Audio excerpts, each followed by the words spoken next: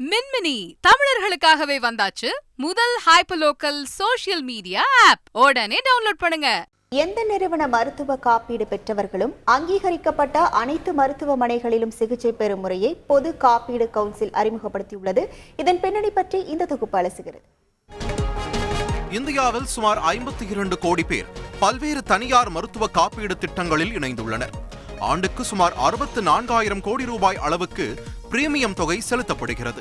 ஒவ்வொரு தனியார் மருத்துவ காப்பீடு நிறுவனமும் குறிப்பிட்ட சில ஆயிரம் மருத்துவமனைகளை அங்கீகரிக்கின்றன. ஒருவர் எந்த நிறுவனத்தில் காப்பீடு எடுத்துள்ளாரோ அவர் அந்த நிறுவனம் அங்கீகரித்த மருத்துவமனைகளில் மட்டுமே சிகிச்சை பெற முடியும் என்ற நடைமுறையே தற்போது வரை உள்ளது.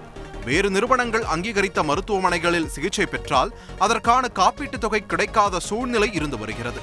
இதை சரி செய்யும் வகையில் எந்த நிறுவனத்தில் மருத்துவ காப்பீடு எடுத்தவர்களும் நாட்டில் உள்ள அனைத்து அங்கீகரிக்கப்பட்ட மருத்துவமனைகளிலும் சிகிச்சை பெற பொது காப்பீடு கவுன்சில் வகை செய்துள்ளது.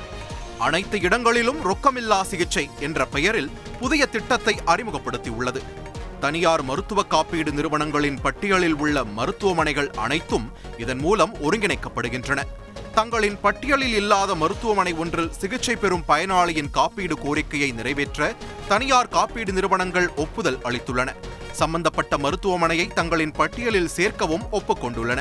இதன் மூலம் மருத்துவ காப்பீடு எடுத்தவர்கள் நாடு முழுவதும் சுமார் 40,000 தனியார் மருத்துவமனைகளில் பணம் செலுத்தாமல் சிகிச்சை பெற முடியும். சிகிச்சை பெறுவதற்கு 48 மணி நேரம் முன்பு அல்லது அவசர சிகிச்சை பெற்ற 48 மணி நேரத்திற்குள் தங்களின் மருத்துவ காப்பீடு நிறுவனத்திற்கு பயனாளிகள் தகவல் அளிக்க வேண்டும்.